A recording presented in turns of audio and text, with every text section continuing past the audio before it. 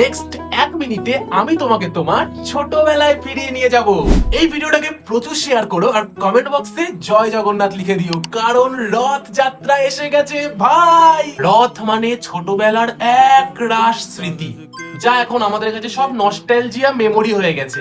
সকালবেলা মা স্নান করিয়ে দিত, তারপর বাবা একটা ছোট্ট রথ কিনে দিত, তারপর সেই রথের ভেতরে যজ্ঞ দাদা, বলরাম দাদা, সুভদ্রা দিদিকে বসিয়ে বিভিন্ন রকম ফুল দিয়ে সাজাতাম, রথে দড়ি টেনে বেরিয়ে পড়তাম রাস্তায়। এই দড়ি টানলেই নাকি সব পাপ চলে যায়, কিন্তু এখন যা পাপ করেছি আমরা, সে পাপা যাবে না।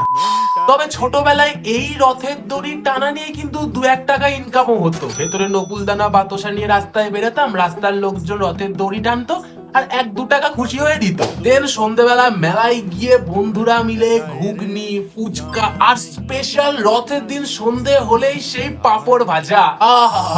সেম পাপড় সারা বছর খাই, বাট রথের দিনে জানো। আর সব থেকে বড় ব্যাপার, রথের দড়ি টানলাম মানেই বলো বলো দুর্গা এলো ভাই। আর মাত্র 100 দিনের অপেক্ষা। কি ছোটবেলার মতো সেই মজাটা এখন হয় রথে? জানি হয় না, তাই আর কি একটু সবাইকে আমাদের ছোটবেলাটা মনে করিয়ে দিলাম।